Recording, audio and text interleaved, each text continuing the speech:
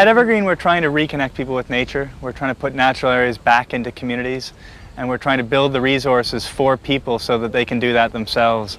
We want to try to create a balance within cities between nature and urban development. Balance is necessary, and we're trying to accelerate the process by putting these areas, helping people put these areas back into their community.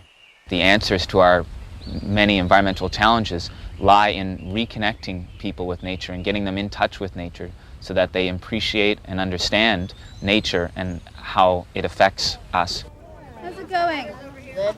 How many think you've planted already? Evergreen realized very early on in our development that we could have the greatest impact by creating resources for other people, building tools that can be used by communities across the country. So we've focused on being a facilitator. We're trying to build capacity at the community level. We're trying to help build networks, build and create resources for communities to be proactive themselves. The staff at Evergreen can't do all the work ourselves. We need to try to empower people across the country to do the work themselves. The first public service announcement that Evergreen Foundation was lucky enough to have a corporate partner create for us, that was the heroic tree. There's a device so sophisticated it can absorb carbon and sulfur dioxide from cars, filter air pollutants, diminish noise pollution, and produce oxygen. This device needs little or no maintenance, lasts for decades, and when deployed in sufficient numbers can moderate the temperature of an entire city. It's called a tree. Find out how you can make your city a more livable place. The irony of the commercial was that this device was in fact a tree, and it was a way to highlight for people in the busy urban environment, which the ad showed, the importance of having nature in our communities, whether it's videos or books or through our internet website or through conferences and a very diverse range of resources that we create for communities. Each one of those allows a community to take what they need and to deliver a solution and create a solution in their own communities across Canada in an effective manner. Which school would you prefer to send your child to? This one? Or this one? This one? Or this one? Trick question. Same school. Evergreen School Ground Naturalization Program. Helping to change schools like this one into schools like this one. The Evergreen Foundation.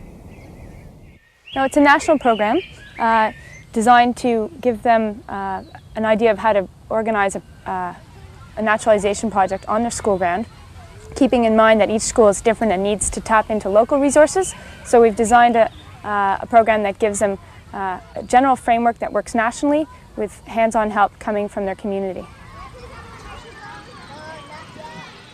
In 1993, when we started to visit school grounds to give away a tree, a token tree planting event, we realized that one tree was maybe the only tree that was existing on the school ground after we'd planted it, and that this prime landscape, if you could say, or real estate, where kids it's probably the first public place that they spend much time in, was a sea of tarmac and chain link fencing, much like the prison grounds that we see.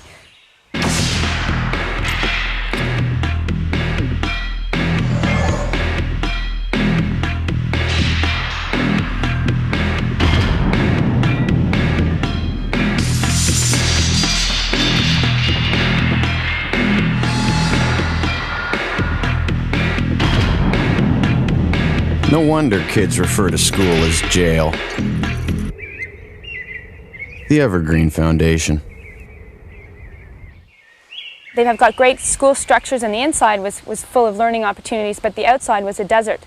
And not only in learning terms, but also it wasn't offering kids different ways to play and explore and hang out with each other. So by offering them an opportunity to have a natural site on that landscape, they can wander out during recess, after school, on their way to school, and they can make nature a daily part of their life.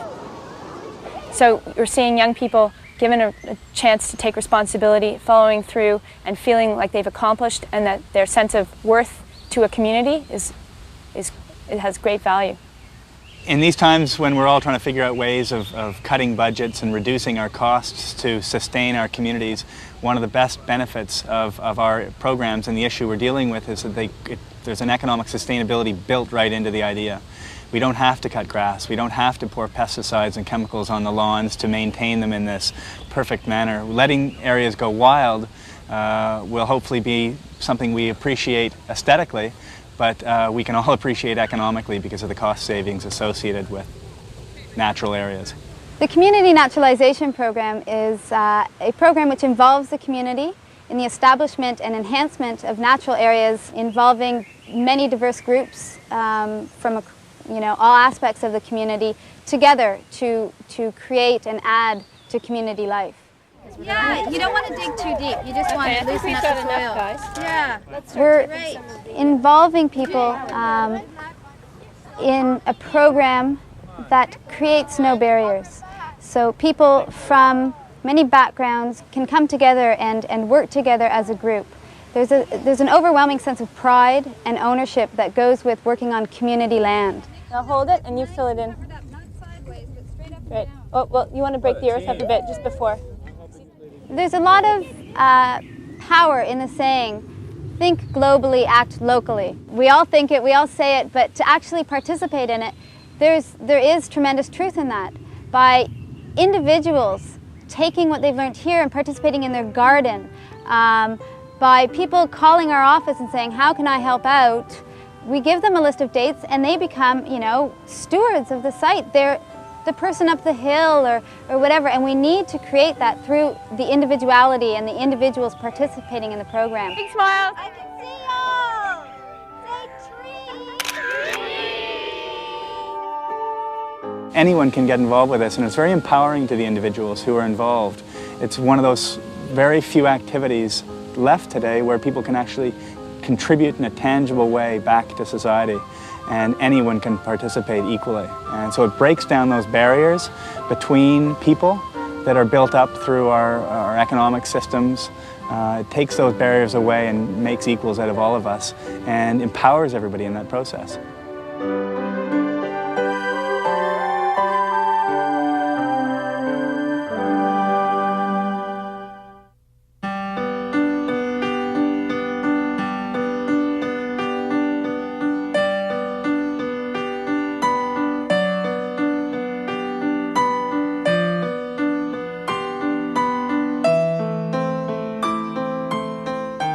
Thanks to the following for their sponsorship of the Peter F. Drucker Award. Bank of Montreal, the Canoff Foundation, Liberty Health,